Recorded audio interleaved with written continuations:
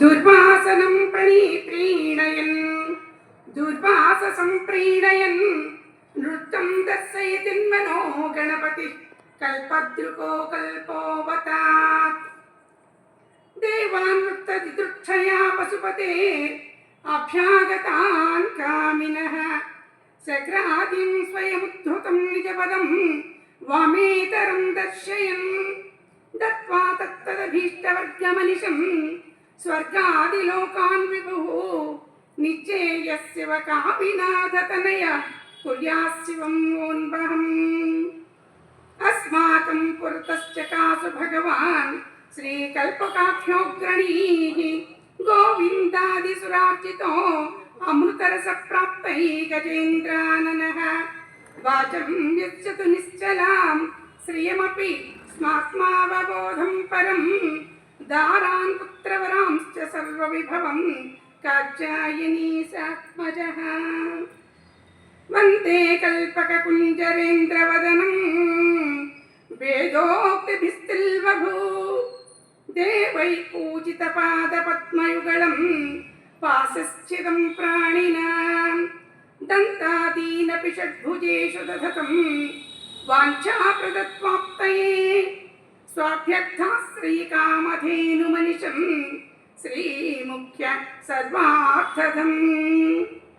औमापच्यमिमं स्तवं प्रतिदिनं प्रातर्निशं यः पठेत् श्रीमत्कल्पककुञ्जरानन कृपापाङ्गावलोकान्नरः यं यं कामयते च तं तमखिलं प्राप्नोति निर्विघ्नतः कैवल्यं च तथान्ति मे वयसि तत्सर्वार्थसिद्धिप्रदम् कैवल्यं च तथान्ति मे वयसि तत्सर्वार्थसिद्धिप्रदम् इति श्री उमापति शिवप्रणीत श्री कल्पक गणपति स्तोत्रम।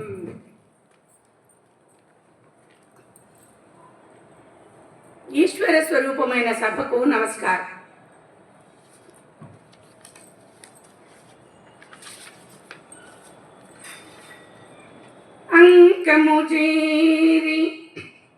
అంకముజేరి శైలతనయాస్తన దుఃఖములదు వేళ బాల్యాంక విజేష్ట తొండమున అవలిచన్ కదలింపగోయి ఆవంక కుచంబుగానక అహివల్లభుహరముగాంచవే మృణలాంకుర శంకనంటడి గజాశ్విని గొల్తు అభీష్ట సిద్ధికిన్ తలచతనే గణనాథుని తలచతనే విఘ్నపతిని తలచిన పనిగా తలచితినే హిరంభుని తలచితిన విఘ్నములు తొలగుట కొరకు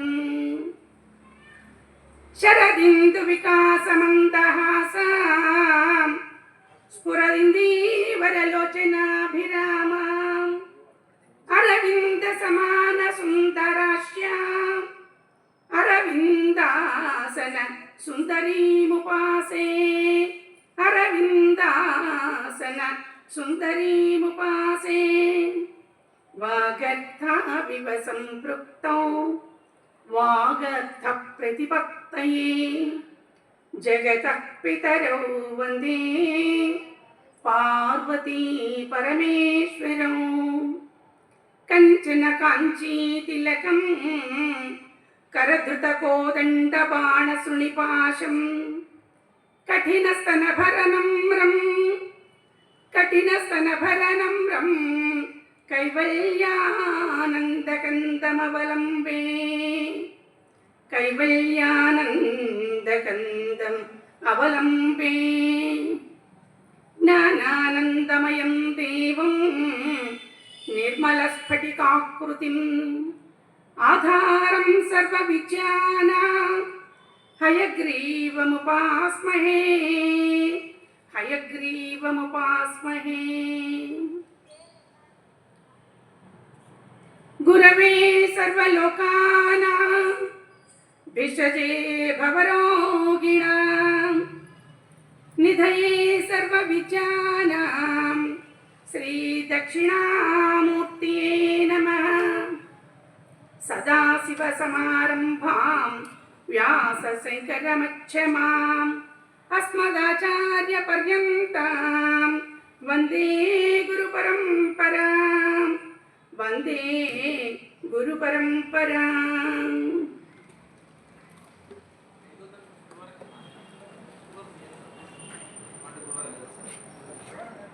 అమ్మలగన్నయమ్మ అమ్మలగన్నయమ్మ ముగురమ్మల మూలపుటమ్మ చాలా పెద్దమ్మ సురారులమ్మ కడుపారడి బుచ్చినయమ్మ తన్నులోనమ్మిన వేల్పుటమ్మల మనమ్ముల నుండియమ్మ దుర్గమాయమ్మ దుర్గమయమ్మ కృపాభియుచుత మహత్వ కవిత్వ పటుత్వ సంపదల్ శ్రీమాత్రే నమః శ్రీ మహారాజ్ఞై నమః శ్రీమత్సింహాసనేశ్వర్యై నమః। అనంతమైన విశ్వవ్యాప్తమైన పరమాత్మ తత్వాన్ని వ్యక్తపరచే విశదపరచే నామానికి శివము అని పేరు।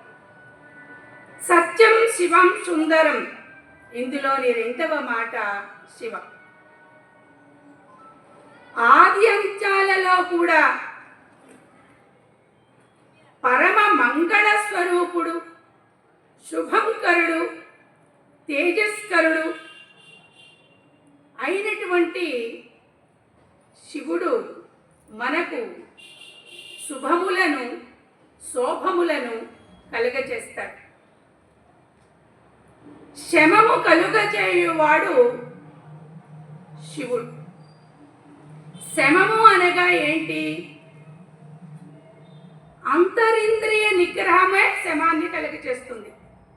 శమము అంటే శాంతి, శమము అంటే ఆనందం, శుభం। దీన్ని కలుగజేసేవాడు శంకరుడు। ప్రాపంచిక ఆనందానికి, మోక్షానందానికి, స్థిరత్వాన్ని కలిగించేటటువంటి శివునికి నమస్కారం। దివ్య మంగళ స్వరూపుడైనటువంటి దేవదేవునికి ప్రణామాలు। తనను పొందిన వారిని శివమయులుగా చేసి తద్వారా వారికి శుభాలను కటాక్షించేవాడు శంకరుడు। అట్టి పరమశివునికి పాదాభివందనాలని రుద్ర సంహిత తెలియజేస్తుంది। అద్వితీయము, నిత్యము, అనంతము, పరిపూర్ణ తత్వము కలిగినటువంటి ఆ శివుని సచ్చిదానంద స్వరూపుడని, సనాతనుడని, నిర్గుణ పరబ్రహ్మ స్వరూపుడని, శంభుడే సృష్టి స్థితి లయ వీటిని నిర్వహించడానికి బ్రహ్మ, విష్ణు, రుద్ర స్వరూపాలను పొందాడు అని చెప్పేసేసి మనకి విఘ్నులు చెప్తారు। కృష్ణపక్షంలో తదియనాడు గనుక చూస్తే మనకి ఆకాశంలో చంద్రుడు కనపడతాడు। అయితే శుక్లపక్షంలో గనుక చంద్రుడిని చూసినట్టయితే ఆ చంద్రుడిని చూడంగానే మనకు ఒక విషయం గుర్తుకు రావాలి। ఏమిటా విషయము? శుక్లపక్షంలో తదినాటి చంద్రుణ్ణి జటాజూటంలో అలంకరించుకున్నటువంటి ఆ యొక్క చంద్రశేఖరుడు మనకు తలపుకు రావాలి। శివయ్య చంద్రుడికి ఆరోగ్యాన్ని ప్రసాదించడం కోసమని తన శిఖలో పెట్టుకున్నాడు। నిజానికి చంద్రుడికి దక్షుడి శాపం, క్షయరోగివి కమ్మని। చంద్రుడు శివుడి గురించి తపస్సు చేస్తే, నాయనా నీకేం భయం లేదు అని చెప్పి తన జటాజూటంలో అలంకరించుకున్నాడు స్వామి। అయితే శివునితో పాటుగా, పరమేశ్వరుడితో పాటుగా నెలవంకను ధరించిన తల్లి అమ్మ పార్వతి। ఆవిడ ఎలా నెలవంకను ధరించింది? నిజానికి ఆవిడేమి తీసుకోలేదు కదా. స్వామి సహవాసం చేసి, స్వామికి సేవ చేసి, స్వామి యొక్క మమతను పొంది, స్వామి యొక్క అనురాగాన్ని తాను స్వీకరించి, అమ్మవారు స్వామి దగ్గర నుంచి వస్తువులను కొట్టేసేసి, ఏంటయ్యా అవి? నెలవంక, త్రినేత్రం, 3 నేత్రాలు, సృష్టి స్థితి లయ తిరోధానము అనుగ్రహము అనే పంచకార్యాలు. త్వయా హృత్వా వామం వపుర పరితృప్తేన మనసా శరీరార్థం శంభో అపరమపి శంకే హృతమభూత్ ఏతద్రూపం సకలమరుణాభం త్రినయనం కుచాభ్యానమ్రం కుటిలశసి చూడాలమకుటం. చూడామనగా మకుటంలో ఆయన ఆ తల్లి ఈయన చంద్రుని కూడా ధరించిందిట.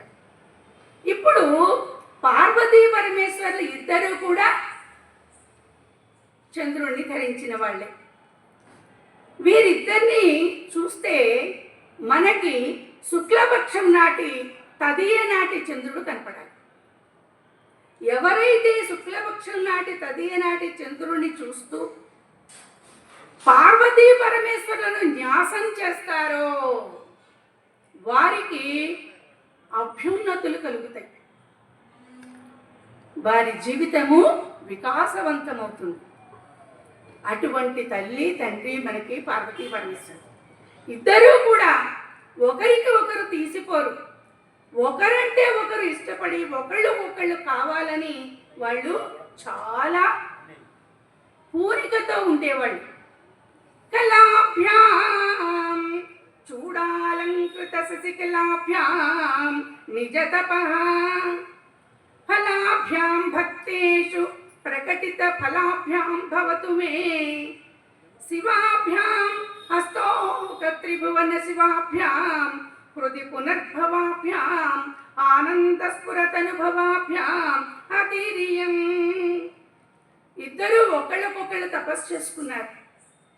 ఇద్దరూ ఒకళ్ళకొకళ్ళు తాపత్రయపడ్డారు. ఇద్దరూ ఒకళ్ళనొకళ్ళు భార్యాభర్తలుగా అంగీకరించుకున్నారు. ఇటువంటి పార్వతీ పరమేశ్వర్లను మనము గనక సర్వకాల సర్వావస్థలయందు మనస్సులో పెట్టుకొని ఆ తల్లిదండ్రులని విడువక ధ్యానిస్తే మనకు అంతకన్నా కావాల్సింది ఇంకేమీ లేదు. ఇప్పుడు చంద్రశేఖరుడు మన కళ్ళ ముందర మెదిలాడు. అయితే ఈ చంద్రశేఖరుని స్తోత్రం చేసి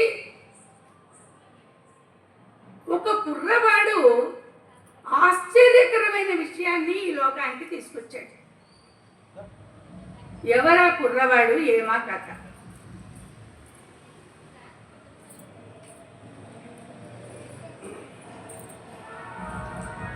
పూర్వకాలంలో మృకంఠుడు అని ఒక మహర్షి ఉన్నాడు. ఆ మహర్షి భార్య మరుద్వతి. వారిద్దరూ కూడా ఒకరి మీద ఒకరు మిక్కిలి అనురాగం కలిగి ఉండి హిమాలయ సానువులలో శివుణ్ణి ఆరాధన చేస్తూ తమ జీవితాన్ని వెళ్ళబుచ్చుకుంటూ ఉన్నారు. మృకండ మహర్షి తల్లిదండ్రులను సేవిస్తూ భార్యను అనురాగంగా చూసుకుంటూ అనేక మంది శిష్యులను చేరదీసి వారికి గురుత్వం నేర్పుతూ చాలా ఆవుల్ని చేరదీసి వాటి పాలతో పరమేశ్వరుడి ఆరాధన చేస్తూ ఉండేవాడు. ఎప్పుడూ కూడా శివార్చన అలా చేస్తూ ఉండేవాడు.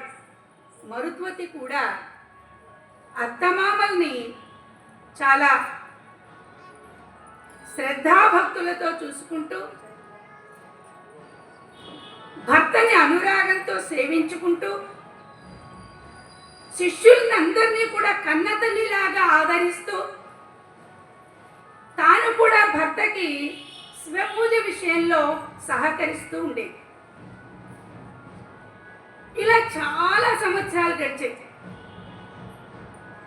వాళ్ళ దురదృష్టం ఏమో కానీ సంతానం అయితే కలగలేదు. సంతానం కోసం ఎంతో ప్రయత్నం చేస్తున్నారు. పరమేశ్వరుడి పూనికతో ఆరాధిస్తున్నారు. పరమేశ్వరుడి యొక్క తపస్సును మాత్రం వదిలిపెట్టలేదు. ఇలా జరుగుతూ ఉండగా ఒకసారి మృకండ మహర్షి బ్రహ్మలోకానికి వెళ్ళాల్సి వచ్చింది. బ్రహ్మలోకంలో బ్రహ్మదేవుడు ఒక పెద్ద సభ నిర్వహిస్తూ ఉన్నాడు. ఆ సభని చూడాలని ఆకాంక్షతో మృకండ మహర్షి బ్రహ్మలోకానికి వెళ్ళాడు. అయితే సభా ప్రాంగణంలోకి అడుగు పెట్టకుండా ద్వారపాలకులు అడ్డగించారు. ఆయన ఆశ్చర్యపోయాడు. ఒక మహర్షిని సర్వకాల సర్వావస్థలందు శివపూజ దురంధరుడని, అలాంటి నన్ను బ్రహ్మసభలోకి అనుమతించలేదేమిటయ్యా అని అడిగాడు. ద్వారపాలకులు అన్నారు, స్వామి క్షమించండి, శాస్త్రం శాస్త్రమే. సంతానము లేని వారికి బ్రహ్మసభలోకి అర్హత లేదు. పితృ కార్యక్రమాలను ఎవరైతే నిర్వహించడం లేదో, పితృదేవతలను ఎవరైతే ఆరాధించారో అటువంటి వారికి సభలోకి అర్హత లేదు. శాస్త్రం శాస్త్రమే స్వామి, క్షమించండి అని పంపించేశారు. చాలా వరుడు పడ్డాడు పాపం, చాలా ఖేదపడ్డాడు. కానీ చేసేదేమీ లేదు కదా, వెనక్కి తిరిగి తల వంచుకొని వచ్చేస్తూ ఉన్నాయి. ఈ లోపల వేరే ప్రాంతాల నుంచి అనేక మంది ఋషిపత్నులు ఈ మరుద్వతి వాళ్ళు ఉండే తపోవనం యొక్క గొప్పతనాన్ని చూడాలని, మనం కూడా కదా అప్పుడప్పుడు వేరే వేరే చోట్లకు వెళ్ళని చూసి వస్తూ ఉంటాం కదా, అలాగా వాళ్ళందరూ కూడా ఈ మరుద్వతి ఉండేటటువంటి ప్రదేశానికి వాళ్ళు వచ్చారు. ఈ ప్రాంతాలను చూసి ఆనందపడి వాళ్ళకి మరుద్వతి తారసిల్లింది. అమ్మా, మేము చాలా సుదూర ప్రాంతాల నుంచి వచ్చాము. ఈ ప్రాంతాల యొక్క సోయగాన్ని, ఇక్కడి అందాలని చూడాలని చెప్పేసేసి మిక్కిలి మక్కువతో వచ్చామమ్మా. దయచేసి మాకు దేవతార్చన చేస్తావా, దేవతార్చనకి అవకాశం ఇస్తావా అని అంటే, దేవతార్చనకి అంటే భగవంతుడికి పూజ చేసి వాళ్ళకి భోజనం పెట్టడం. మరుద్వతి చాలా ఆనందించింది. రాక ఎంత గొప్ప అవకాశం వచ్చింది నాకు, ఇంత గొప్ప మంది, ఇంతమందికి భోజనాన్ని వడ్డించేటటువంటి అవకాశం నాకు కలిగింది అని చాలా ఆనందపడిపోయింది తల్లి. ఆనందపడిపోయి రెండమ్మా అని అందరినీ పిలిచి షడ్రసోపేతమైన విందు చేసింది. షడ్రసోపేతమైన విందు ఏంటి? భక్ష్య, భోజ్య, చోష్య, లేహ్య, అనేక రకరకాల భక్ష్యాలు, భోజనంలో కావలసినటువంటి అనేకములైనటువంటి వస్తువులు, చోష్యాలు నాలుగుకి రాజుకునేవి, లేహ్యాలు గొంతులో జారి కిందికి వెళ్ళిపోయేవి, ఫలరసాలు, మొత్తం పాయసాలు, ఫలరసాలు, ఇలాంటివన్నీ కూడా లేహ్యాలు, పచ్చళ్ళు చోష్యాలు, రకరకాల పిండి వంటలు భక్ష్యాలు, ఇంకా అన్నం, పప్పు, కూర ఇవన్నీ తెలుసు కదా, ఇవంతా భోజ్యాలు. అన్నీ చేసింది. చక్కగా పీటలు పరిచి అరిటాకులు వేసి అందరికీ బస్తర్లో పొద్దుంచింది. అమ్మా, పూర్వజన్మలో నేను చేసుకున్న పుణ్యమేమో మీరు నా ఇంటికి భోజనానికి వచ్చారు, దయచేసి స్వీకరించండి అని నమస్కారం చేస్తారు. వీళ్ళేం చేశారు? కూర్చున్నారు. కూర్చొని, అమ్మా, మేము భోజనం చేస్తూ మాతో పాటుగా మీ సంతానానికి కూడా పెడతాము, ఎందుకంటే పసివాళ్ళు పరమాత్మ స్వరూపాలు. వాళ్ళని తీసుకొచ్చి కూర్చోపెట్టమ్మా, వాళ్ళకి ప్రసాదం పెట్టు, మేము భోంచేస్తాము అన్నారు. ఇప్పుడు మరుద్వతి మొహం చిన్నపోయింది. అమ్మా, సంతానానికి నేను నోము నోచుకోలేదు తల్లి. పూర్వజన్మలో చేసినటువంటి ఏ పాపమో ఏమో కానీ నాకు సంతాన ప్రాప్తి లేదమ్మా. ఇంత గొప్పవాళ్ళైన మీకు భోజనం పెట్టైనా ఆ పుణ్యవశం వల్ల సంతానాన్ని పొందుతానేమో అనేటటువంటి ఆశతో ఉన్నానమ్మా, భోజనాన్ని స్వీకరించండి అని వాళ్ళు దిగ్గున లేచారు. ఏ ఇంట్లో పుత్రవతి కానటువంటి స్త్రీ భోజనం పెడితే మేము స్వీకరించము. నిజానికి మీ భార్యాభర్త ఇద్దరు కూడా జీవితాన్ని పండించుకుంటున్నారు. సంతానం కోసం పురుషుడు సరి అయిన క్షేత్రం రావడం కోసమని స్త్రీని భార్యగా స్వీకరిస్తాడు. అలాంటిది మీకు సంతానం కలగకపోవడం విచిత్రంగా ఉంది. ఏది ఏమైనప్పటికీ మీకు సంతానం లేదు కాబట్టి మేము భోజనం చెయ్యము అని లేచి వెళ్ళారు. చాలా దుఃఖం వచ్చింది మరుద్వతి. కంటికి కడివిడుగా ధారగా బాధపడింది, ఏడ్చింది. అయ్యో, నాలో ఏం తప్పు ఉంది? నేను నా భర్త ఇంతగా స్వామికి మేము సేవ చేస్తూనే ఉన్నామే. నా భర్త శివుడి గురించి తపస్సు చేసుకుంటూనే ఉన్నాడు. నిత్యము ఆయనకి సర్వోపచారాలు చేస్తున్నాము, అభిషేకాలు నిర్వర్తిస్తున్నాము, రుద్రం చదువుతున్నాము, నమక చమకాలతో పారాయణ చేస్తున్నారు నా భర్త. ఇంత చేసినా కూడా మాకు సంతానం ఎందుకు కలగలేదో అని చాలా చాలా చాలా బాధపడింది. ఏడుస్తూ గడపలో కూర్చుంది. ఈ లోపల అక్కడి నుంచి దుఃఖంతో బాధతో మృకంఠ మహర్షి వచ్చారు. ఇద్దరు ఒకళ్ళనొకళ్ళని చూసుకొని చాలా బాధపడ్డారు. నాకేమో బ్రహ్మసభలో అనుమతి లేదు, నీకేమో ఇంటికి వచ్చినటువంటి అతిథుల్ని సంతృప్తిపరిచేటటువంటి అవకాశము లేకపోయింది అని ఇద్దరూ బాధపడ్డారు. అయినా ఏమనుకున్నారు తెలుసా? ఏది ఏమైనప్పటికీ మనకు సంతానం ఇచ్చేది ఆ పరమేశ్వరుడే. ఆయన మీద పూనికతో ఆయననే అన్యథా శరణం నాస్తి త్వమేవ శరణం మమ, స్వామి నీవు తప్ప మాకు ఇంకెవ్వరూ అవసరం లేదు, మా జీవితం మొత్తము కూడా నీ సేవలోనే వెళ్ళబుచ్చుతాము అని చెప్పేసేసి నిశ్చయించుకున్నారు. మృకంఠ మహర్షి అన్నాడు, ఇంతసేపు నేను చేసినటువంటి పూజ స్వామికి అందలేదు, చాలలేదు, కాబట్టి ఇంకా కఠోరమైనటువంటి తపస్సు చేస్తాను అని నిర్ణయించుకొని ఇంకా హిమాలయాల్లో చాలా దూరమైన ప్రాంతాలకు వెళ్ళి ఒక మారేడు వనాన్ని చూసుకొని అందులో శివలింగాన్ని ప్రతిష్ఠించి కఠోరమైనటువంటి తపస్సుకు కోరుకున్నాడు ఆయన. మరుద్వతి అత్తమామలను చూసుకుంటూ, శిష్యులను చూసుకుంటూ, భర్తకు కావలసినటువంటి అన్ని యొక్క వస్తువులను సామగ్రిని సమకూరుస్తూ పరమేశ్వర ధ్యానాన్ని వదలకుండా ఆమె కూడా తన జీవితాన్ని సాగిస్తుంది. ఎంత ఘోరమైన తపస్సు చేశాడంటే మృకంఠ మహర్షి రోజు రోజుకి తపస్సు పెరిగిపోతోంది. భోజనాన్ని విసర్జించాడు, ఆహారాన్ని తీసుకోవడం మానేశాడు, కందమూలాలు తిన్నాడు కొన్నాళ్ళు, అవి కూడా వదిలేశాడు. చివరికి పర్ణములను ఆహారంగా స్వీకరించాడు, ఆకులు తిన్నాడు, చివరికి ఆకులను కూడా వదిలేశాడు.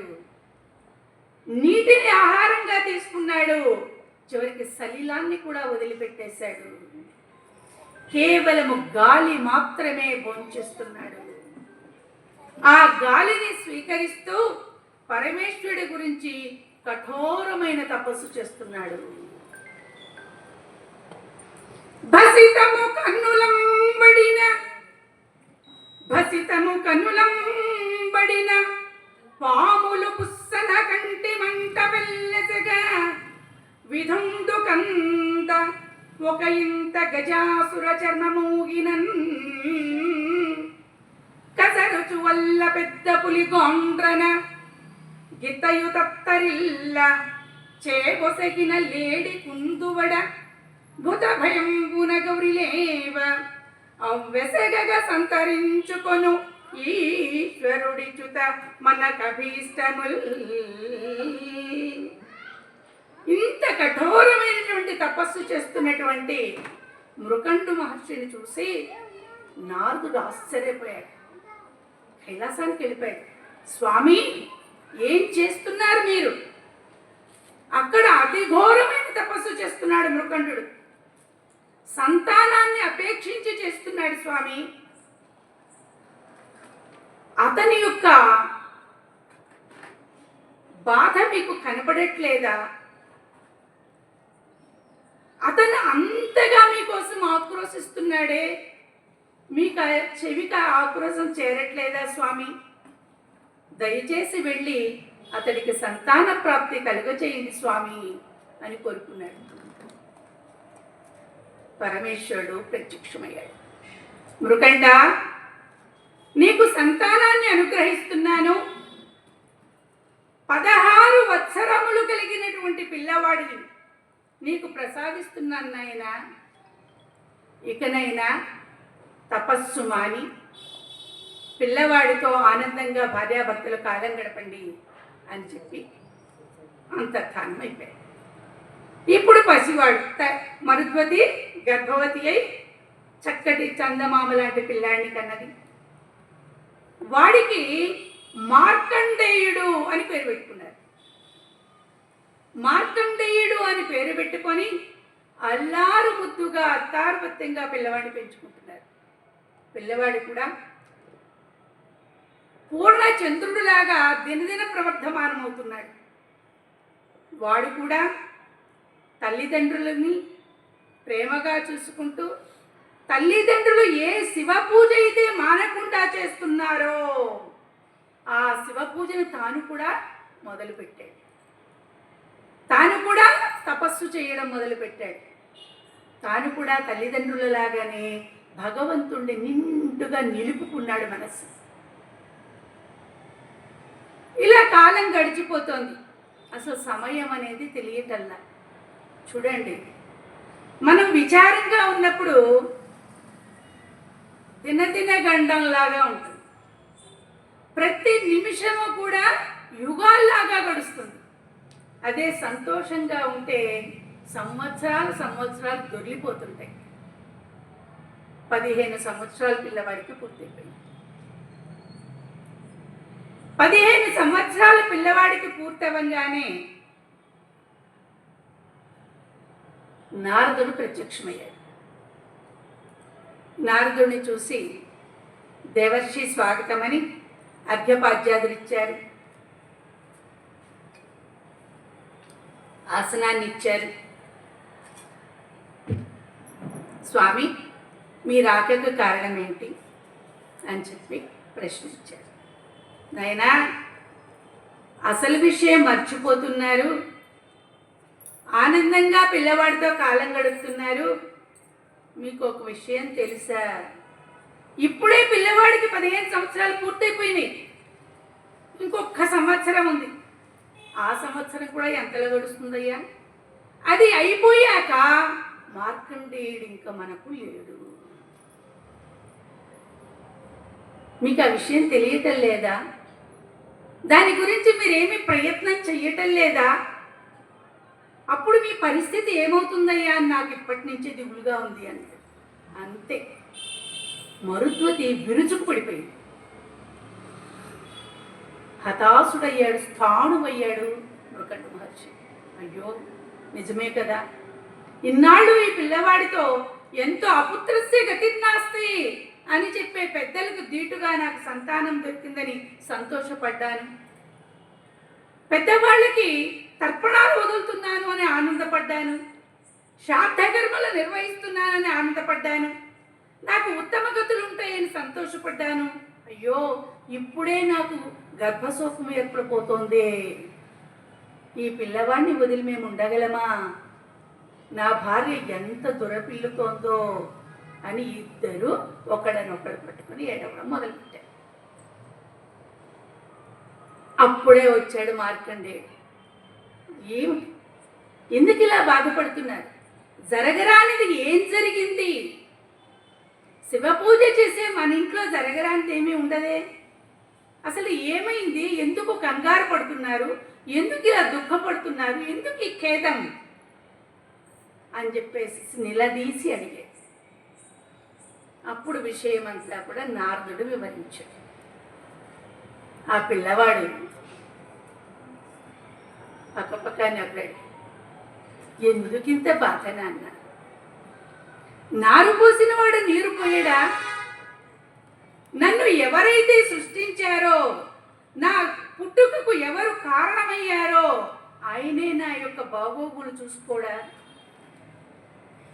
ఎందుకు మీరు ఇలా బాధపడుతున్నారు? ఈసారి మీరు చేయకండి తపస్సు, నేను చేస్తాను. నేను భగవంతుడి మీద పూర్తిగా నా మనస్సు నిలుపుకొని తపస్సు చేస్తాను. ఎంతో ధృతితో, ఎంతో పూనికతో నేను తపస్సు చేస్తాను తండ్రి. మీరేమి వరిడి పడకండి, బాధపడకండి, దురపిల్లకండి అని చెప్పాను. నారదుడు అన్నాడు, ఏమి ధృతిరా పిల్లవాడిది, వీడికి ఇంత ధైర్యం ఉంది. వాడు ఆనందంగా సంతోషంగా నా యొక్క ఆయుర్దాయం నేనే పెంచుకుంటాను, నేనే శివ పూజ చేస్తాను అని అంత గట్టిగా మాట్లాడుతున్నాడే, అంత పూనికతో ఉన్నాడే. అటువంటి పిల్లవాడిని కన్నా తల్లిదండ్రులు మీరు ఎంత అదృష్టవంతులయ్యా. ఎందుకు మీకు ఆ చింత? పరమేశ్వరుడు ఉండగా మన చెంత అని. నయనా, నీ మాట బాగుంది, నువ్వు పరమేశ్వరుడు గురించి తపస్సు చెయ్యి, వెళ్ళు అని పంపించారు. ఇక్కడ పిల్లవాడు పరమేశ్వరుడు గురించి తపస్సు మొదలుపెట్టాడు. ఒక శివలింగాన్ని ప్రతిష్ఠించి దానికి ఒక చిన్న దేవాలయాన్ని కట్టి ఆ శివలింగం దగ్గర కూర్చొని తపస్సు మొదలుపెట్టాడు. ఎంత పూనికతో తపస్సు చేస్తున్నాడు. రోజు మారేడు దళాలతో స్వామికి అర్చన చేస్తున్నాడు.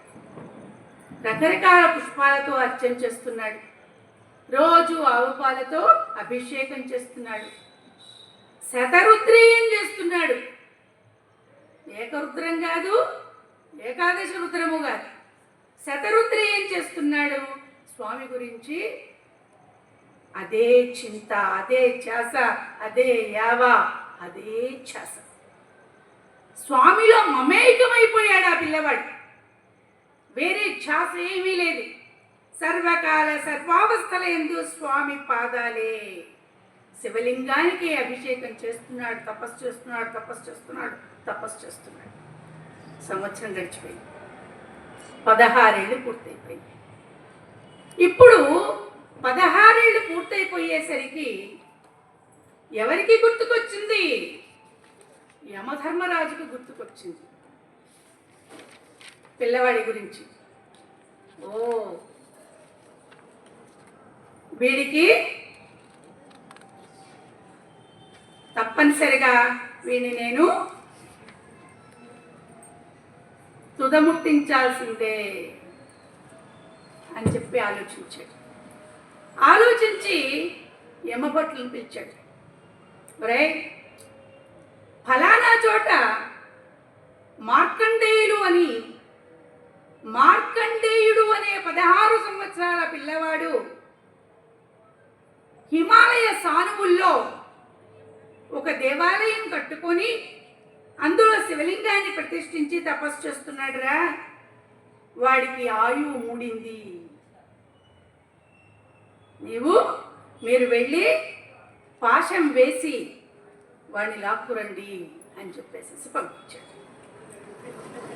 ఇప్పుడు ఇక్కడ వచ్చేసారు యమభటులు.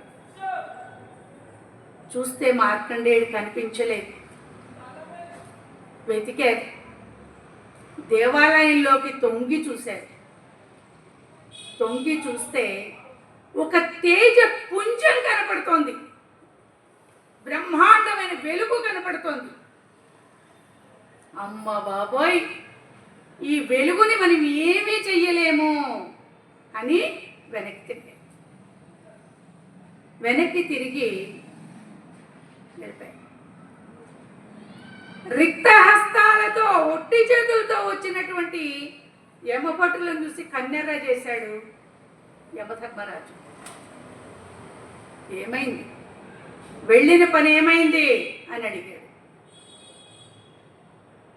స్వామి, మేమేమీ చెయ్యలేమండి, అక్కడ పిల్లవాడు లేడండి, ఒక పెద్ద తేజస్సు ఉంది, ఒక కాంతి వలయాలు తిరుగుతోంది గిరగిరగిరా. మా వల్ల కాదు స్వామి, మమ్మల్ని క్షమించండి అని. నా పేరు సమవర్తి. సమవర్తి అంటే ఎటువంటి పక్షపాతము లేకుండా ఎవరికి ఎప్పుడు ఎలా ప్రాణోత్క్రమణ కావాలో వాళ్ళకి అప్పుడు అలా వాళ్ళ ప్రాణోత్క్రమణ చేసి వాళ్ళని ప్రాణాలు లాగేసేటటువంటి హక్కు ఉన్నవాడు. ఎప్పుడు కూడా ఆయన ఎలాంటి పక్షపాతము చూపెట్టలేదు ఇప్పటిదాకా కూడా. నేను బయలుదేరుతాను. చాలా అహంకారపూరితంగా ఉన్నాడు యమధర్మరాజు. ఇప్పటిదాకా ఆయన యమభటులు ఉత్తి చేతులతో వెనక్కి రావడం చూడలా.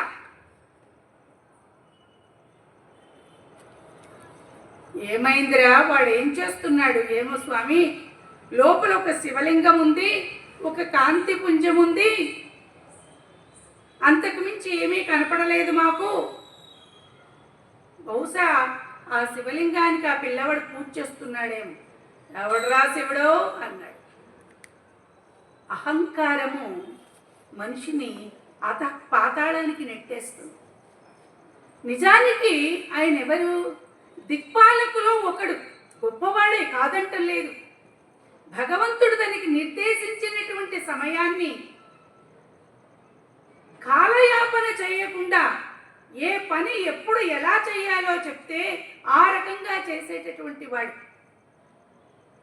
ఎప్పుడూ కూడా ఒక పండగ, ఒక పర్వమని ఎక్కడికో వెళ్ళినవాడు కాదు.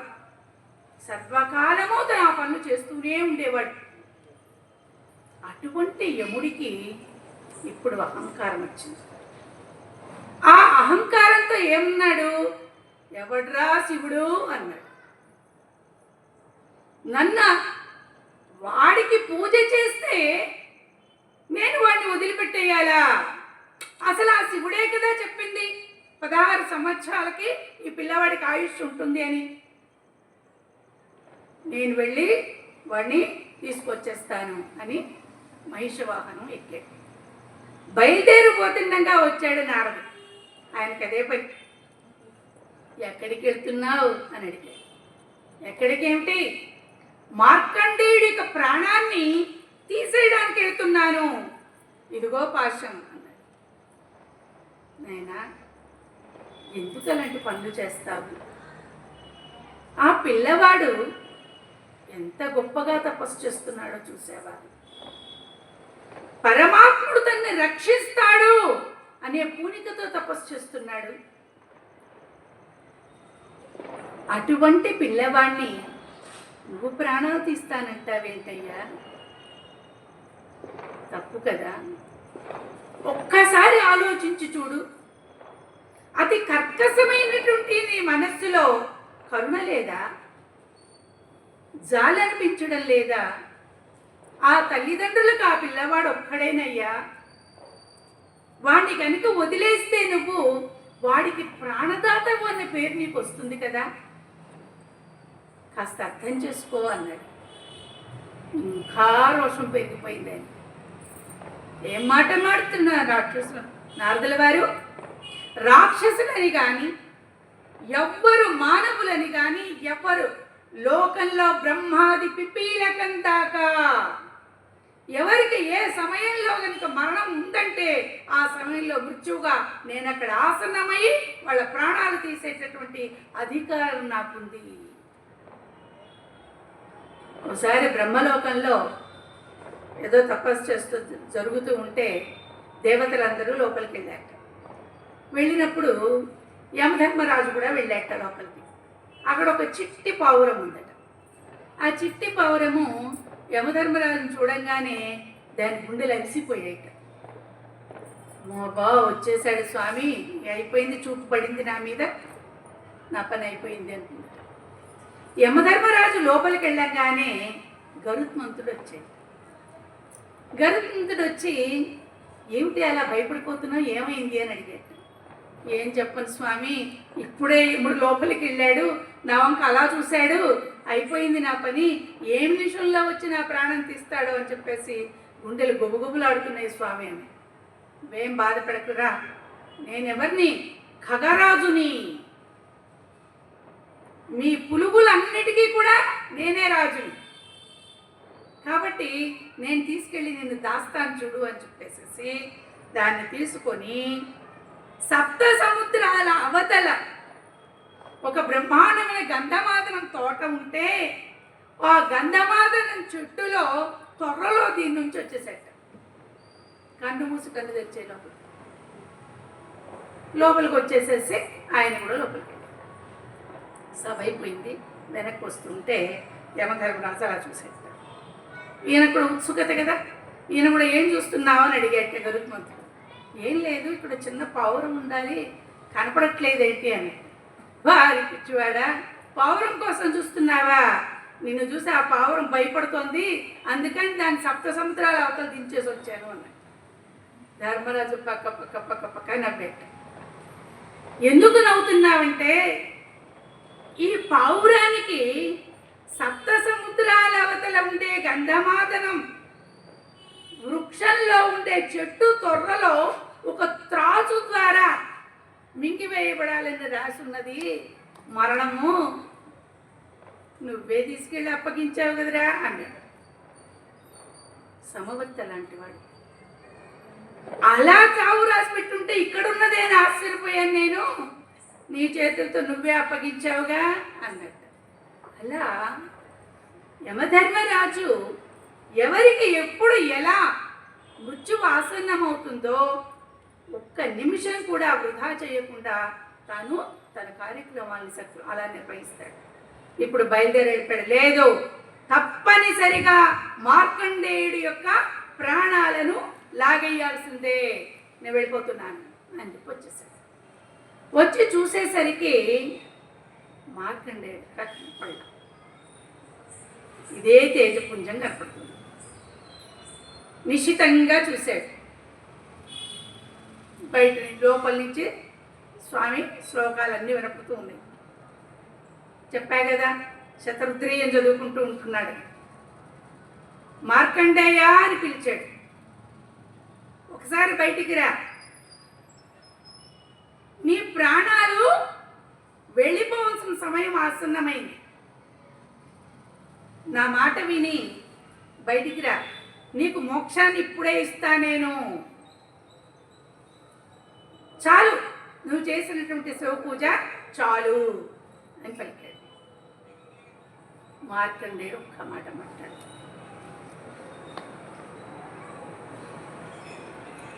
నెమ్మదిగా ఆలయంలోకి తొంగి చూశాడు.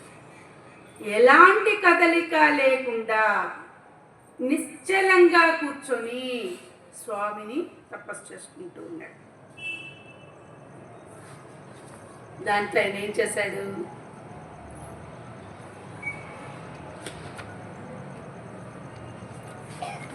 ఒక్కసారి లోపలికి వెళ్ళాడు. ఇలాంటి సమయంలో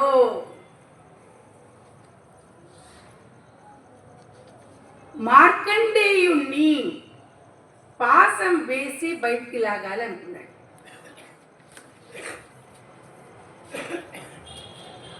ఈ లోపల మార్కండేయుడు సమాధానం ఇచ్చాడు. ఏమని చెప్పాడు? బహిర్ముఖుడయ్యాడు. ఓరి పిచ్చివాడా, నీకు మోక్షం ఇస్తాను బయటికి రాని పలుకుతున్నావు, నీ ప్రాణాలు తీసే ప్రభువును నేనే అని అంటున్నావు.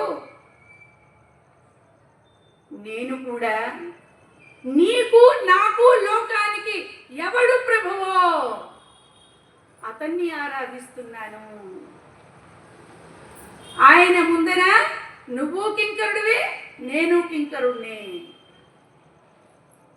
నేను ఆయన పాదాల దగ్గర ఉండాలని కోరుకుంటున్నాను. ఎందుకో తెలుసా? నాకు ఈ శరీరం మీద ఇచ్చ లేదు, కానీ నా తల్లిదండ్రులు నేను ఈ శరీరంతో ఉండాలి అని వాళ్ళు కోరుకుంటున్నారు. తల్లిదండ్రుల కోరిక తీర్చడం పుత్రుడుగా నా ధర్మం. నా ధర్మాన్ని నేను నిర్వర్తించాలంటే నేను ప్రాణాలతో ఉండాలి. నేను ప్రాణాలతో ఉండాలంటే నన్ను కాచేవాడిని నేను సేవించాను. కాబట్టి నా స్వామి పాదాల దగ్గర నేనున్నాను. అందుకే పూనికతో తపస్సు చేస్తున్నాను. స్వామి నాకే కాదు నీకు కూడా ప్రభువే. నేను మహేశ్వర పూజ చేస్తుండగా నా ప్రాణాలు లాగయ్యడానికి యముడెవడు? నీకేం అధికారం ఉంది? కాదు, నా ప్రాణం తీస్తానంటున్నావు కదా, చేతనైతే చేసుకోపో అని బయటికి రాల, లోపలే ఉండిపోయాడు. కడలేని కోపం వచ్చిన యమధర్మరాజు వెంటనే లోపలికి వెళ్ళాడు. లోపలికి వెళ్ళి ఎంత చెప్పినా వినకుండా నీ శివుడు నిన్ను రక్షిస్తాడు అనుకుంటున్నావా? శివుడు కాదు, ఒట్టి బండరాయి. ఆవేశము, ఉక్రోషము, క్రోధము మనిషికి తన స్థానం ఏంటో తెలియనివ్వదు, తను తాను మర్చిపోయేలాగా చేస్తుంది. మార్కండేయుడు తన్ని చూసి భయపడాలని భయంకరమైన శబ్దం చేశాడు. పాశాన్ని మార్కండేయుడు మెడకి వేశాడు. వేసి ఉచ్చులాగాడు. అలా లాగుతుంటే పిల్లవాడు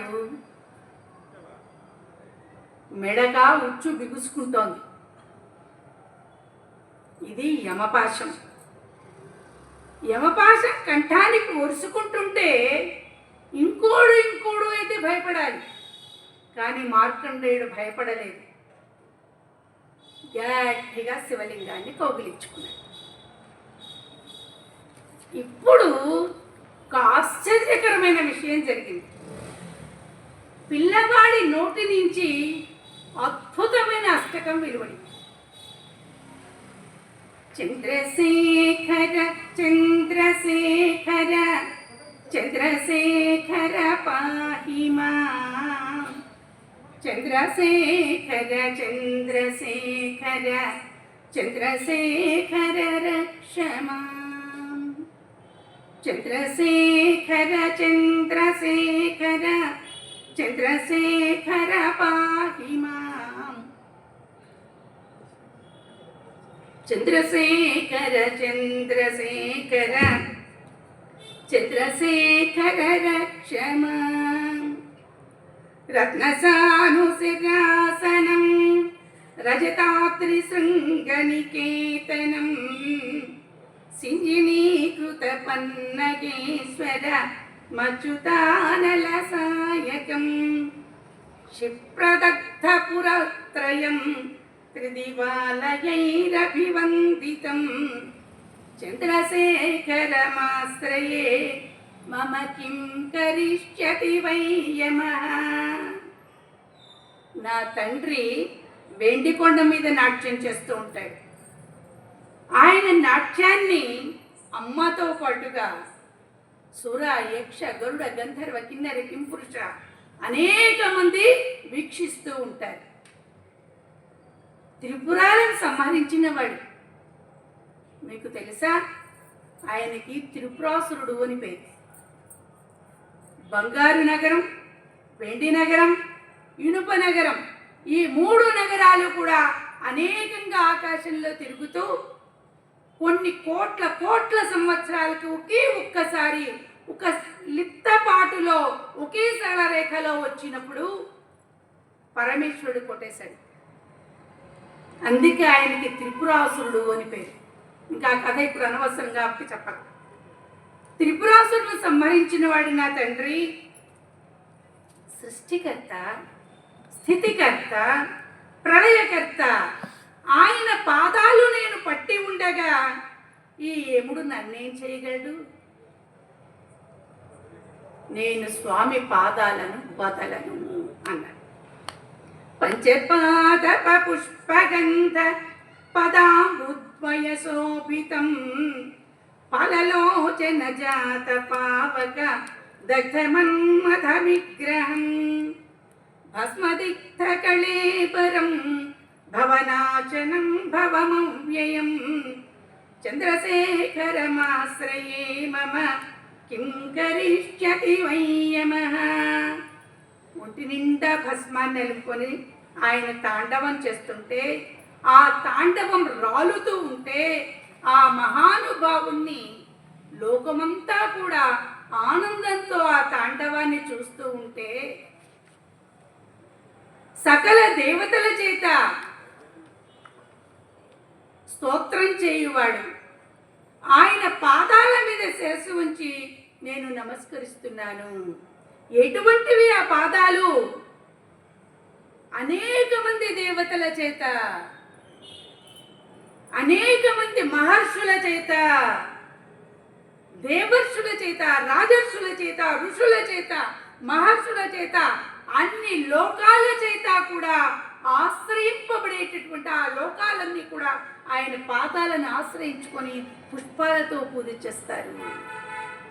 ఆ పుష్పాలలో వచ్చే సువాసన రకరకాల సువాసనలతో కూడి నా స్వామి పాదాల మీద పడితే, ఆ స్వామి పాదాల మీద పడినటువంటి ఆ సువాసనతో కలగలిపి స్వామి పాదాల నుంచి కొంకొత్త సువాసన వస్తుంటే, ఆ సువాసనలు మన నాసికా పుటాల నుంచి లోపలికి వెళ్ళి మన యొక్క హృదయాన్ని తడిపివేస్తుంటే, ఒక చక్కటి మైకం మనల్ని కమ్ముకుంటూ ఉంటే, ఆ భగవంతుడి యొక్క పాదాలను వదలకుండా అలాగే ఉండిపోతాను. అలాంటిదయ్యా ఆ పాదాలు. నీవు కూడా వీలుంటే వచ్చి నమస్కారం చేసుకో, అంతేగాని అన్యము మాట్లాడవాకు.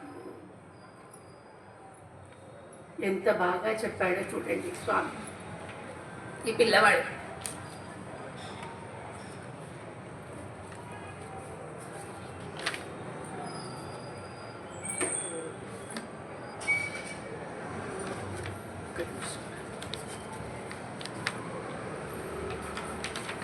పద్యం మర్చిపోయారు, అందుకని మళ్ళీ రాశారని.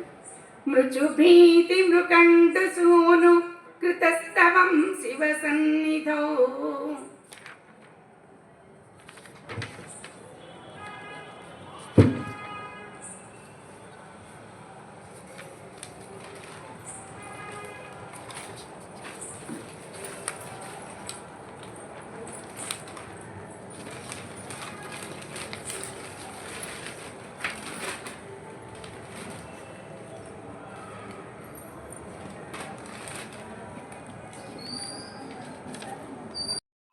కృతోత్తరీయ మనోహరం పంకజాసన పద్మలోచన పూజితాంగ్రి సరోరుహం దేవసింధు తరంగ సీకర సిక్త శుభ్రజటాధరం చంద్రశేఖరమాశ్రయే మమ కిం కరిష్యతి వై యమః.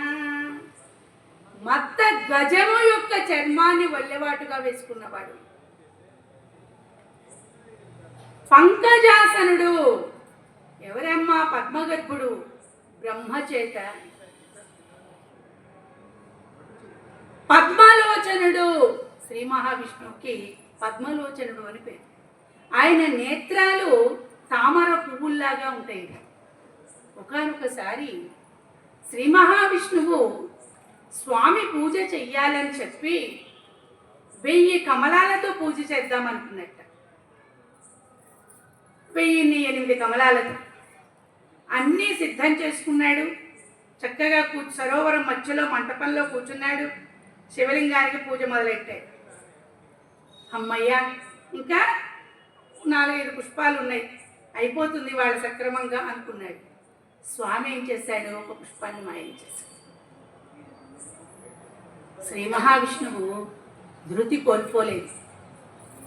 ఆ పుష్పానికి బదులుగా తన నేత్రాన్ని సమర్పించాడు. శివుడు వెంటనే ప్రత్యక్షమయ్యి ఆలింగనం చేసుకున్నాడు. నాయనా, నీకు నాకు అభేదం లేదే, అభేదమయ్యా, ఎలాంటి భేదము లేదు అని. పంకజాసన పద్మలోచన పూజితాంగ్రి సరోరుహం. పంకజంలో కూర్చున్నవాడు, పంకజ నేత్రుడు, పంకజాల్లాంటి స్వామివారి పాదాలను పూజ చేస్తూ ఉంటే ఎంత మనోహరంగా ఉంటుందయ్యా. ఇంకా ఆ పాదాలను ఎవరు కడుగుతున్నారు? దేవసింధు తరంగ సీకర సిక్త సుప్రజటాధరం. అలకనంద దేవనది, ఉత్తుంగ తరంగ రంగ గంగా, అటువంటి గంగా నది తన జలములతో స్వామి యొక్క పాదాలను శుభ్రం చేస్తూ ఉంటుంది, కడుగుతూ ఉంటుంది. అటువంటి స్వామి వద్ద నేనుండగా నాకేలనయ్యా భయం? నీవు నన్నేం చెయ్యగలవు అని చెప్పాడు. ఎవరు? మన మార్కండేయుడు. యక్షరాజసఖం భగాక్షహరం భుజంగ విభూషణం శైలరాజసుత పరిష్కృత చరువామకళేబరం శ్వేళనీలగళం పరస్వతధారిణం మృగధారిణం చంద్రశేఖరమాశ్రయే మమ కిం కరిష్యతి వయ్యమ. స్వామికి యక్షరాజు సప్పుడు. యక్షరాజు ఎవరు? కుబేరుడు. కుబేరుడు ఎప్పుడూ కూడా స్వామికి స్నేహితుడు, స్వామి దగ్గరే ఉంటాడు.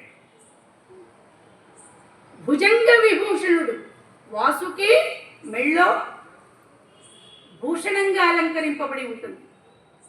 అన్నింటికన్నా కూడా శైలరాజసుత పరిష్కృత చరువామ కళేబరం.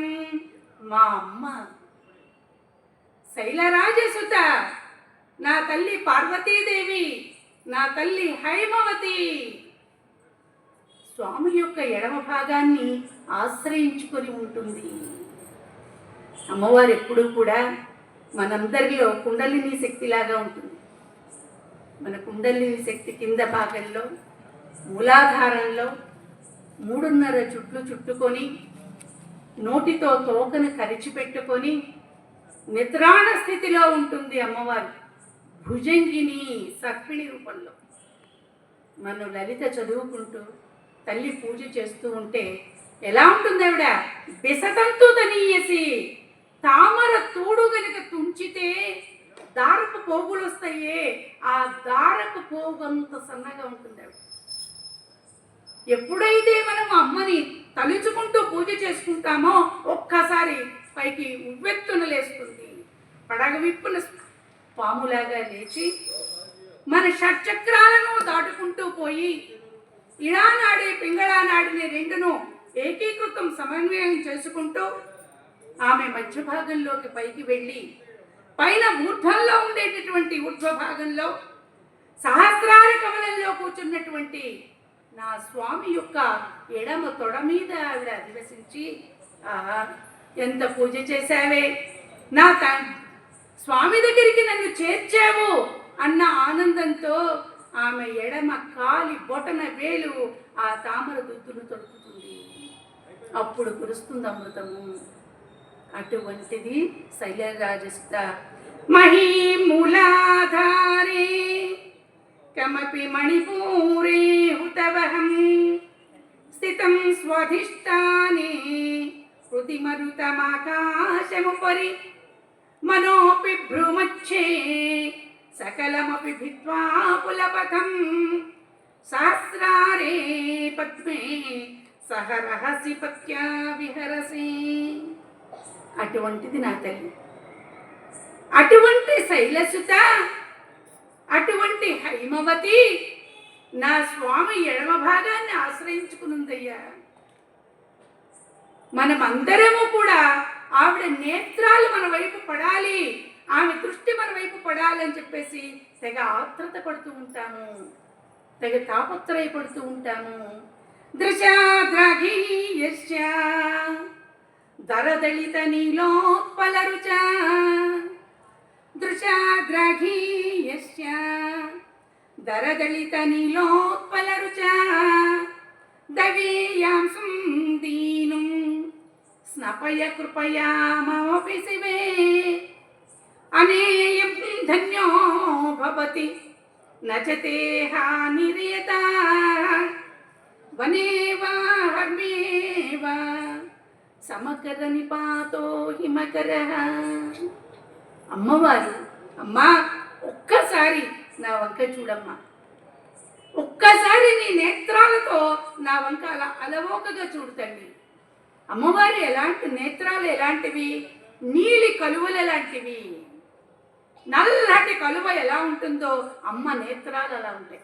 పెద్ద పెద్ద కళ్ళు, వెడద కన్నులు.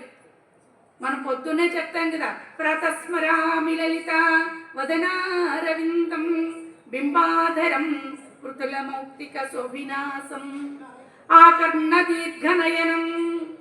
చెవులదాకా పాకుంటాయి ఆవిడ కళ్ళు. అటువంటి ఓ తల్లి ఒక్కసారి నా వంక చూడమ్మా. అలా చూసినందువల్ల నీకు నష్టమేముంది, నీ సొమ్మేం పోయింది తల్లి. కానీ నాకు నీవలా చూడడం వల్ల చాలా మేలు జరుగుతుందమ్మా. నీ నేత్రాలలో నుంచి ఆ తొణికిసలాడే అభయము, ఆ అమృతము నా మీద పడి నా షట్చక్రాలన్నీ కూడా తడిసిపోయి నేను పునీతవంతురాలవుతాను. తల్లి నేత్రాల కొసళ్ళలో ఎవరుంటారు? రామచంద్రుడు బాణం ఎక్కువ పెట్టుకొని ఉంటాడట. ఎటువంటి వాడు రాముడు? రాముడు శివధనుడు భంగం చేస్తూ ఉంటే లక్ష్మణుడు చెప్తాడు, కదలకు మీధరాతలమ కాశ్యపి బట్టు ఫణీంద్ర భూ విషాస్పదులను బట్టు కూర్మమ రసాతల భోగిడులీ కులీచులన్ వదలక పట్టు గృష్టి ధరణీ పణికిక్షక పోత్రివర్గమున్ పొదువుచు పట్టుడీ కరులు భూవరుడు ఈశుని చాపమిక్కెడు. అటువంటి పరాక్రమవంతుడైన అటువంటి రామచంద్రుడు అమ్మవారి యొక్క కన్ను కొసలలో బాణం పట్టుకొని సిద్ధంగా ఉంటాడు. ఎప్పుడైతే అమ్మ మన వంక చూస్తుందో మనలో ఉండే రుగ్మతలు, మనలో ఉండే పాపాలు, మనం పూర్వజన్మ నుంచి సంచితం కూడబెట్టుకున్నామే అవన్నీ కూడా ఒక్కసారిగా కొట్టిపారేసిస్తట. అటువంటి నేత్రాలు కలిగిన తల్లి, నా తల్లి నా స్వామి పక్కనే ఉంది. ఎవరి పక్కనుంది? శ్వేళ నీల గళుడు, నీలకంఠధారి నీలకంఠుడు, గరళకంఠుడు విషాన్ని మింగి కడుపులో ఉండేటటువంటి లోకాలు కదలకుండా గొంతులోని విషాన్ని మింగినటువంటి వాడైనటువంటి నా స్వామి యొక్క వామభాగంలో నా తల్లి ఉంది. అటువంటి తల్లి నన్నే చూస్తోంది, నాకు ఆ అమ్మే కనపడుతోంది. నీ పాశం కనపడట్లా, నువ్వు కనపడట్లా, ఎవ్వరూ కనపడట్లేదు. నాకు కేవలము మా అమ్మ పార్వతే కనపడుతోంది. మా అమ్మ పార్వతి ఎవరు? రుద్రాణి, దుర్గా, శత్రు సంహారం చేసేటటువంటి మహాతల్లి, కాళీ, చండి. అటువంటి అమ్మ నా వంక చూస్తుంటే నాకేం భయం అయ్యా? నాకు ఎలాంటి భయము లేదు. కేవలం ఎవ్వరూ కనపడట్లేదు, నాకు పార్వతీదేవి మాత్రమే కనపడుతుంది. అటువంటి అమ్మతో ఉన్నటువంటి సదాశివుని యొక్క పాదాలను, సాంబుడి పాదాలను నేను పట్టుకుని ఉన్నాను. నాకేం భయమయ్యా? అన్నాడు మార్కండేయుడు. ఇది వినంగానే కైలాసానికి పరిగెత్తేట నారదుడు. పరిగెత్తి, స్వామి ఏం జరుగుతోందో కింద నువ్వు గమనించావా నాయనా? నీవు వస్తావని, తనను కాపాడుతావని ఎంతో పూనికతో, ఎంతో ధృతిగా పిల్లవాడు ఉన్నాడు. పాశం మెదడుని, కంఠాన్ని నొక్కి పడుతున్నా కూడా, మెదడులో ఆలోచనలన్నీ కూడా స్తబ్దమైపోతున్నా కూడా పిల్లవాడు వదలలేదు. అలాగే పట్టుకొని ఉన్నాడు. నీవు గనక ఇప్పుడు వచ్చి వాడిని రక్షించకపోతే శివుడు అనేవాడు ఉన్నాడని లోకం నమ్ముతుందా? ఆలోచించుకో అన్నాడు. ఇప్పుడు పరీక్ష ఎవరికి వచ్చింది? స్వామికి వచ్చింది. పిల్లవాడికి రాలా. వీడు ధృతితో ఉన్నాడు, ధైర్యంతో ఉన్నాడు. స్వామి నిర్ణయం నీదే, తేల్చుకో. వస్తావా? పిల్లవాడిని రక్షిస్తావా? శిలలాగా ఇక్కడే ఉండిపోతావా? నీ ఆలోచన నీదే. ఎంత గొప్పగా మాట్లాడు. నిజంగా నారదుడే. కుండలీకృత కుండలేశ్వర కుండలం వృషవాహనం నారదాది మునీశ్వర సుత వైభవం భువనేశ్వరం అంధకాంతకమాశ్రితామర పాదపం శమనాంతకం చంద్రశేఖరమాశ్రయే మమ కిం కరిష్యతి వై యమః భేషజం భవరోగిణాం అఖిలాపదమపహారిణం దక్షయజ్ఞ వినాశనం త్రిగుణాత్మకం త్రివిలోచనం భక్తిముక్తి ఫలప్రదం సకలాగ సంఘ నివర్హిణం చంద్రశేఖరమాశ్రయే మమ కిం కరిష్యతి వై యమః. ఎంత పూనికతో ఉన్నాడంటే అనేక ఆధారాలు చూపిస్తున్నాడు. స్వామి, పూర్వము ఎంతో గర్వంతో నీకు మామగారినయ్యాను అనే ఉద్దేశంతో నిన్ను అవమానం చేయాలని నిరీశ్వర యాగం తలపెట్టాడు దక్షుడు. ఆ నిరీశ్వర యాగాన్ని ధ్వంసం చేయడానికి నువ్వు రాలేదు స్వామి, కేవలము నీ యొక్క అనుచరుణ్ణి పంపించి తద్వారా వాడి కుత్తుగా ఉత్తరింపజేశావు. క్రోధము, కోపము, అహంకారము ఏమైంది? నేల రాలింది. అటువంటి వాడివయ్యా స్వామి నువ్వు. అటువంటి నువ్వు ఇప్పుడు ఈ యమధర్మరాజును ఏం చెయ్యలేవా? నీకోసం ఎదురు చూస్తున్నానయ్యా, రావయ్యా స్వామి, రావయ్యా అని చెప్పి పిలుస్తున్నాడు. భక్తవత్సలమర్చితం నిధిమక్షయం హరిడంబరం సర్వభూతపతిం పరాత్పరమప్రమేయమనుత్తమం సోమవారణభూహుతాసన సోమపానిఖిలాకృతం చంద్రశేఖరమాశ్రయే మమ కిం కరిష్యతి వై యమః. ఓయమా, నాకెందుకయ్యా నీవంటే భయం? నీవంటే నేను భయపడతానని నువ్వు అనుకుంటున్నావా? కాదు, భక్తుడిని నేను స్వామికి. భక్త వాత్సల్యం కలిగిన వాడు నా పరమశివుడు. నేను ఆయన్ని నమ్మాను, ఆయన అంతే వాత్సల్యంతో వచ్చి నన్ను రక్షిస్తాడు. విశ్వసృష్టి విధాయినం పునరేవ పాలన తత్పరం సంహరంతమ విప్రపంచ అశేషలోక నివాసినం క్రీడయంతమహర్నిశం గణనాథయూథ సమన్వితం చంద్రశేఖరమాశ్రయే మమ కిం కరిష్యతి వై యమః. ఈ విశ్వమునందున్న ఓ యముడా, నువ్వు కూడా విశ్వంలో ఒక భాగమేనైనా. ఈ విశ్వాన్ని పరిపాలించేవాడు ఎవరు? సాక్షాత్తు పరమశివుడు. సకల సృష్టికి సురయక్ష గరుడ గంధర్వ కిన్నెర కింపురుష విద్యాధర అతల సుతల రసాతల పాతాళ మహాతల అనేక లోకాలు, ఈ 14 లోకాలకి కూడా ఆయనే ఆద్యుడు. అటువంటి స్వామి ఉండగా నాకెందుకు భయము? నిజానికి నీవు ఆయన తలుచుకుంటూ నువ్వెంతయ్యా? విరించి పంచత్వం వ్రజతి హరిరాప్నోతి విరతిం వినాశం కినాశో భజతి ధనదో యాతి నిధనం వితంద్రీ మహేంద్రీ వితతిరపి సమ్మీలిత దృశో మహాసంహారేష్మిన్ విహరతి సతి త్వత్పతిరశో. అమ్మా, విరించి వెళ్ళిపోతున్నాడు. కల్పాలు వెళ్ళిపోతున్నాయి. బ్రహ్మకల్పం అయిపోయింది. బ్రహ్మ వెళ్ళిపోతున్నాడు. ఇంత సృష్టి చేశాడే అని ఆ బ్రహ్మ మీద గౌరవంతో స్వామి బ్రహ్మ కపాలాలను తను పుర్రెలను మాలగా వేసుకున్నాడు. విరించి పంచత్వం వెళ్ళిపోయాడు. శ్రీ మహావిష్ణువు కూడా రకరకాలైనటువంటి అవతారాలు ఎత్తుతూ ఉన్నాడు. మహేంద్రుడు వెళ్ళిపోతున్నాడు.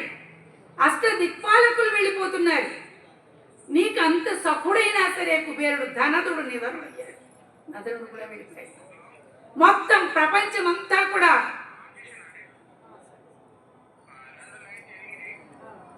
ప్రళయం ముంచుకొచ్చి వెళ్ళిపోతే కేవలం తల్లి ఆ సాంబ శివుడు ఒక్కడే నృత్యం చేస్తున్నాడు. ఎందుకో తెలుసా అమ్మా? నీ భర్త కాబట్టి. అటువంటి సదాశివుడు ఉన్నప్పుడు నువ్వెంత, నీ బతుకెంత? నువ్వు నన్ను ఏం చెయ్యగలవో వీలుంటే కాచుకో అన్నాడు మార్కండేయుడు. యముడికి చాలా కోపం వచ్చి బాగా లాగేశాడు. ఎప్పుడైతే ఉచ్చు మొత్తము కంఠానికి బిగుసుకుందో నోట్లో నుంచి మాట రాకుండా పోయింది. దాంతో పిల్లవాడు ఏం చేశాడు? స్వామి లింగం మీద తలవాల్చేశాడు. ఎప్పుడైతే పిల్లవాడు స్వామి లింగం మీద తలవాల్చాడో మెడలోని పాసం ఎవరికి తగిలింది? లింగానికి తగిలింది. అంతే, పటేలమనిపోయింది. అమ్మా అయ్యా, సదాశివుడు పార్వతీమాత ఇద్దరు ప్రత్యక్షమయ్యారు. అవుతూ ఉండగానే స్వామి ఎడం పాదం పెట్టేయమని తన్నింది. యమధర్మరాజు పడిపోయాడు. స్వామి త్రిశూలం మొన తగిలింది. విగత జీవుడయ్యాడు. స్వామి పిల్లవాడిని రెండు భుజాలతో పైకి లేపాడు. నాయనా, ఎంత పూనికతో తపస్సు చేశావురా, ఎంత ధృతితో, ఎంత పూనికతో నేను ఉన్నాను అన్న నమ్మకంతో నువ్వు ఉన్నావురా నాన్న, లేవరా అని లేపాడు. ఎలాంటిది ఆ స్వామి చెయ్యి? సర్వకాల సర్వావస్థలందు అమ్మని పట్టుకునే చెయ్యి.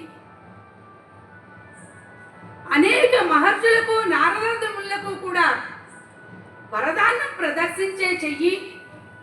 సర్వకాల సర్వావస్థలందు చిన్ముద్రతో, మౌనంతో సనక సనందనాది అనేక మంది మహర్షులకు తత్వబోధ చేసేటటువంటి ఆ చెయ్యి.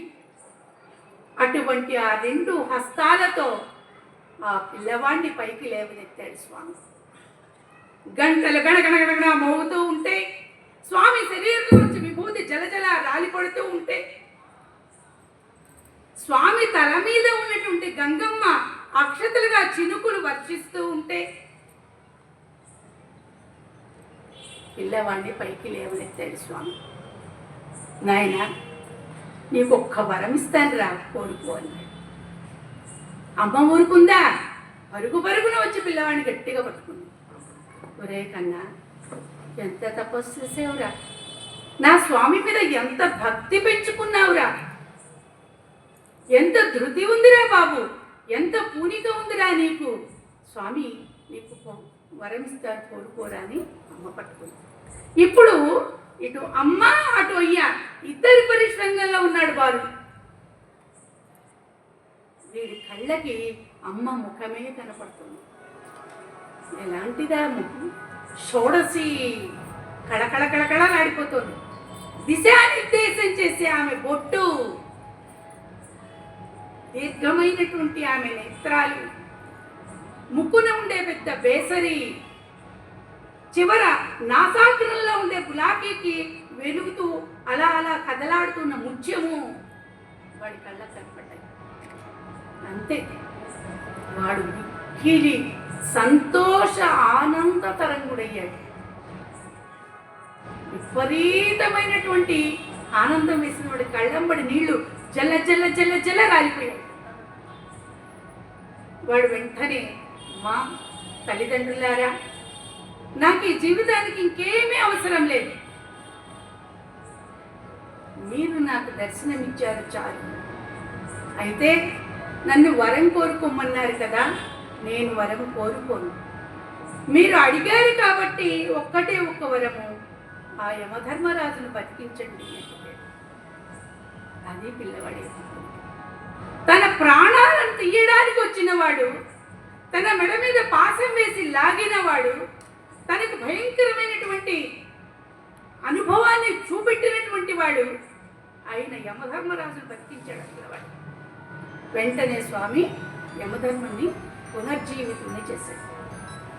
యముడు సాష్టాంగ దండ ప్రణామం చేశాడు. తప్పు తెలిసొచ్చింది. అయినా స్వామిని అడిగాడు, స్వామి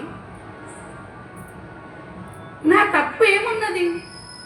పిల్లవాడికి 16 సంవత్సరాలని చెప్పారు కదా మీరు, మరి 16 సంవత్సరాల తర్వాత పిల్లవాడి ఆయువు తీయాల్సినటువంటి ఇది నా మీద ఉన్నది కదా, మరి మీరు ఎందుకు నన్ను ఈ రకంగా బాధ పెట్టారు అని అడిగాడు.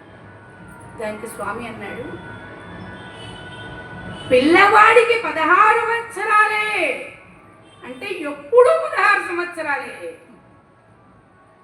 తరగదు అని నా ఉద్దేశం. నువ్వు అది ఏమీ వినకుండా పరిగెత్తుకుంటూ వచ్చావు, నీకు శిక్ష పడింది, శివదూషణ చేశావు, శివ పాశాన్ని లింగానికి తగిలిచ్చావు.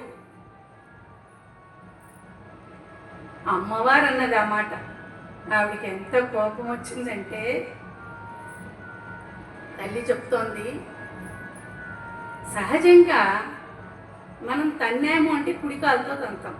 ఎందుకంటే దక్షిణ హస్తానికి దక్షిణ చరణానికి రెంటికి కూడా కొంచెం శక్తి ఎక్కువ ఉంటుంది, వామభాగానికి తక్కువ ఉంటుంది. కానీ ఇక్కడ తన్నింది ఎవరు? ఏ కాలు తన్నింది? ఎడంకాలు తన్నింది. ఎడంకాలంటే ఎవరిది? అమ్మది. అమ్మ ఇచ్చింది సమాధానం. ధూర్తుడా, ఏమనుకుంటున్నావు నువ్వు? సదాశివుడు ఆయన, ప్రపంచం మొత్తానికి తన ఏలుబడిలో ఉన్నవాడు, నిత్యము పంచకృత్య ప్రాయుడు. అటువంటి స్వామిని శివలింగానికి తగిలేట్టుగా ఉచ్చు వేస్తావా? ఆ పిల్లవాడికి, పిల్లవాడు ఎక్కడున్నాడు?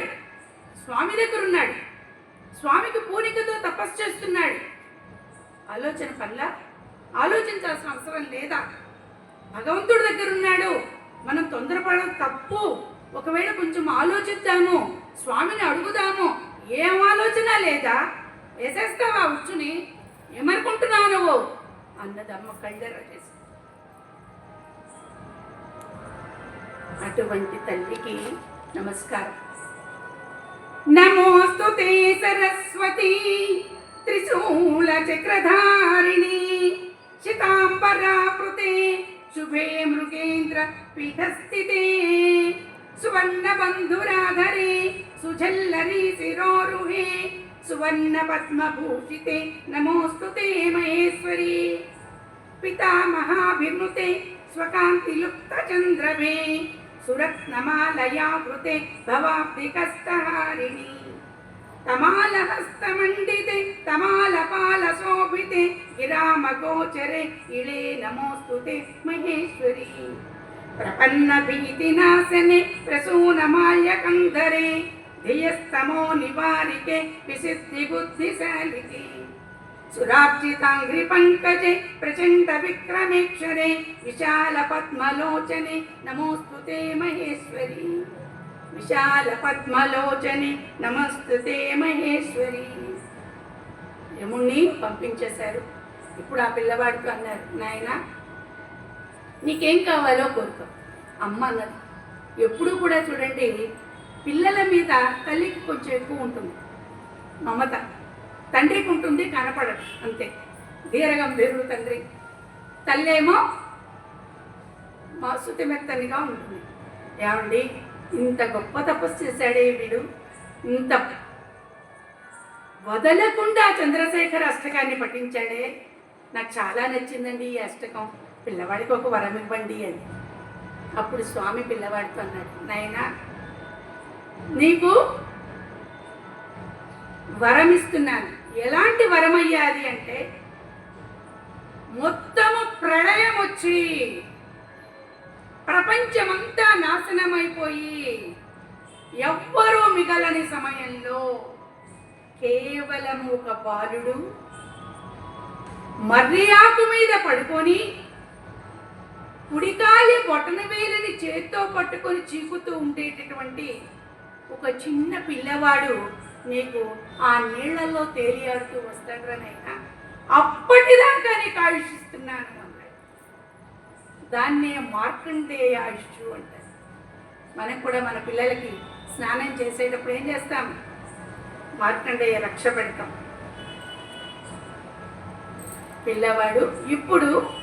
పిల్లవాడు ఉండిపోయాడు, చివరిదాకా ఉన్నాడు చక్కగా. కరారవిందేన పదారవిందం ముఖారవిందే వినివేశయంతం వటస్య పత్రస్య పుటేశయానం బాలం ముకుందం మనసా స్మరామి. అంతదాకా కూడా ఆ పసివాడి యొక్క ఆయుష్ ఉన్నది. చిట్ట చివరిగా ఫలశ్రుతి చెప్తాం. మృత్యుభీతి మృకండు సూను కృతస్తవం శివ సన్నిధో యత్ర కుత్ర చ పఠేన్నహి తస్య మృత్యుభయం భవేత్.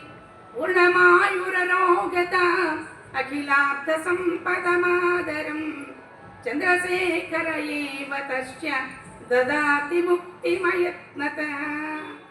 ఎవరైతే నమ్మకంతో పరమాత్మ మీద అపారమైనటువంటి విశ్వాసంతో ఈ మృకండుని సుతుడైన మార్కండేయుడి యొక్క ఈ అష్టకాన్ని నిత్యం పఠిస్తారో వాళ్ళకి చరమ దశలో జీవితాంతం ముగిసిపోతూ ఉన్న సమయంలో వాళ్ళకి అప్రయత్నంగా, ఎవరో గుర్తు చేయాల్సిన పని లేదు, అప్రయత్నంగా చంద్రశేఖర నామం స్ఫురణకొస్తుంది. ఆ చంద్రశేఖర నామాన్ని వాళ్ళు పలుకుతూ పరమేశ్వరుని తలుచుకుంటూ పరమేశ్వరులో ప్రత్యక్షమయ్యి, పరమేశ్వరుడు వారి ముందర ప్రత్యక్షమవుతాడు. పరమేశ్వరులో వాళ్ళు మమేకమైపోతారు. ఇంకా ముఖ్యంగా మాఘమాసంలో ఈ చంద్రశేఖర అష్టకాన్ని ఎవరైతే ఎక్కువగా చదువుతారో వాళ్ళకి అభ్యున్నతి వస్తుంది, వాళ్ళు ఉద్ధరింపబడతారు, వాళ్ళు భగవంతుడి యొక్క, అమ్మ యొక్క అనుగ్రహాన్ని పొందుతారు.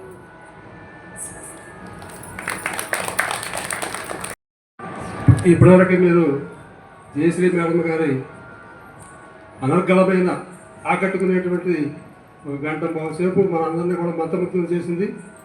ఆమెకు ప్రత్యేక ధన్యవాదాలు. అయితే ఈ సందర్భంలో నాకు ఒకటి గుర్తొస్తుంది.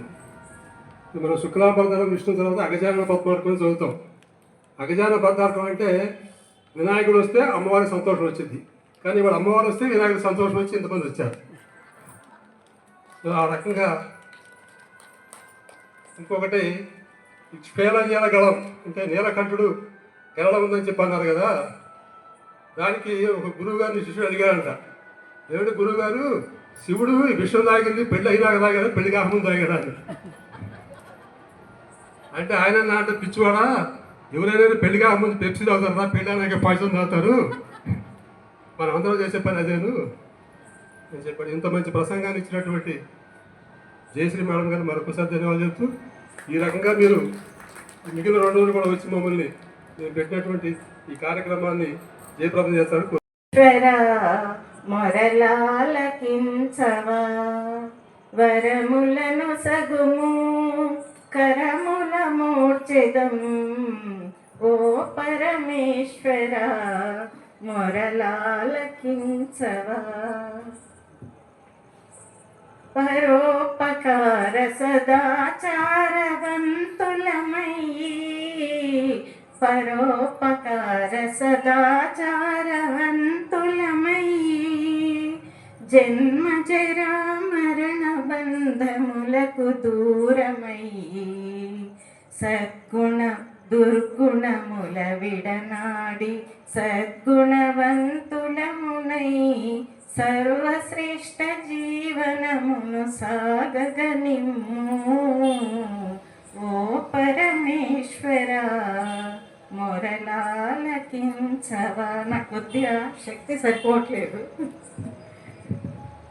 కష్టములలో స్థిర చిత్తులమై మెలగెదము కష్టములలో స్థిర చిత్తులమై మెలగెదము తుష్టి కలిగి నీ పాటలే పాడుకొందుము ఇష్ట కార్య సిద్ధికై కష్టించి పనులొనర్తుము ఇష్ట కార్య సిద్ధికై కష్టించి పనులొనర్తుము ద్రష్టవై మమ్ము మోక్షగాముల చేయు ఓ పరమేశ్వర మొరలాలకించవా.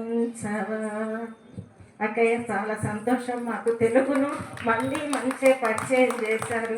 ఇంకొకటి శివుడి యొక్క దర్శనం, మార్కండేయుడి యొక్క దర్శనం గావించారు. చాలా సంతోషం. ధన్యవాదాలు. థ్యాంక్ యూ అమ్మా, మీకు ధన్యవాదాలు. మీ యొక్క స్పందన చక్కగా తెలియజేశారు.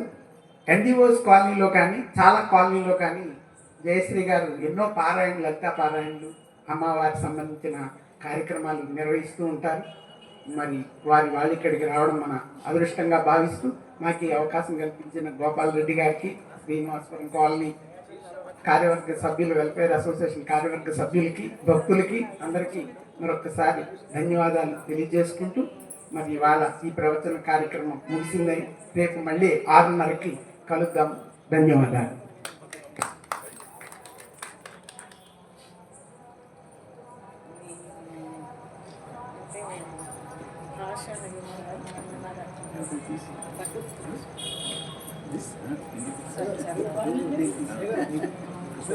రండి రండి